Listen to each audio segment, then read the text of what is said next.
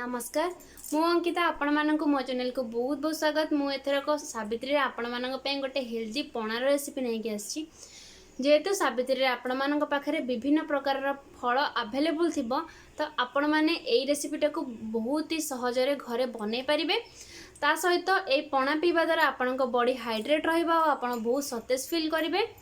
आशा करुचे जे आज भिडियोटी आपण मानक पसंद आसीबो। जदि भिडियोटी भल लगे ताहले वीडियो को लाइक कर दियंतु, चैनल को सब्सक्राइब कर दियंतु और पाखरे थिबा बेल आइकन को दबाइ दियंतु ताकि नुआ नुआ वीडियो नोटिफिकेशन सर्वप्रथम आपणक पाखरे पहुंच परिबा। चलंतु स्टार्ट करबा आज वीडियो।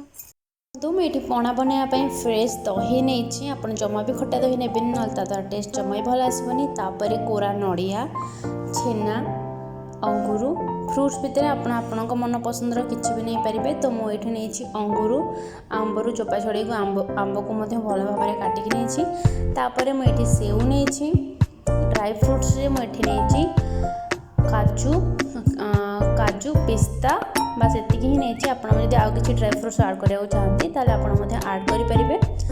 तापर मुझे टे फ्लेवर आनापी नहीं ब्लैक पेपर आउ गुजराती। तो लास्ट को मुझे चीनी नहीं आपड़ जी भी मीठा खाती से हिसाब से आप चीनी नहीं। तो चलते ये आम स्टार्ट करवा। प्रथम मुझे दहीटा को नहीं जाऊँगी। दहीटा को आम भल भाव में गोटे बिटर साहाଯ୍य गोले नवा कारण कले दही लम्स रही जाइए तो सेटा भल लगे से भल गोल स्मूथ करनवा क्रीमी करनवा।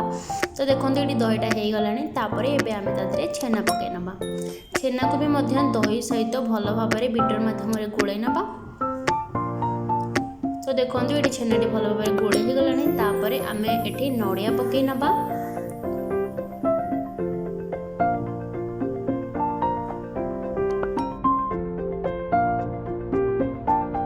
एबे आमे फ्रूट्स ऐड करबा। मुझे सेव अंगूर आंब नहीं किंतु आपण पाखे आउ जदि किसी अलग फ्रूट्स थाए आपड़ जो अलग किसी फ्रूट्स ऐड करने को चाहते ताहले ऐड करेंगे। ताद्वारा भी बहुत बढ़िया टेस्ट लगे।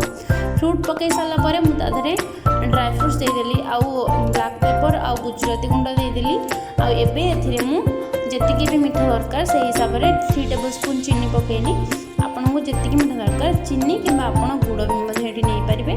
जो बावल मोर दही था से बावल मु 2 बावल पानी आनिकी भल गोल नेली। तो देखो फाइनाली आमर यही पणाटी बनिकी रेडी हो जाए। मुझे गोटे ग्लास रे सर्व करना। आप डेफिनेटली पणा को बनई पिंतु। जदि रेसिपीटी भल लगे वीडियो को लाइक कर दिंतु। ये सुंदर सुंदर रेसिपी देखापी मो चैनल को सब्सक्राइब करनी। आपण फ्रेंड्स और फैमिली सहित ये रेसिपी शेयर करनी। रही नमस्कार, जय जगन्नाथ।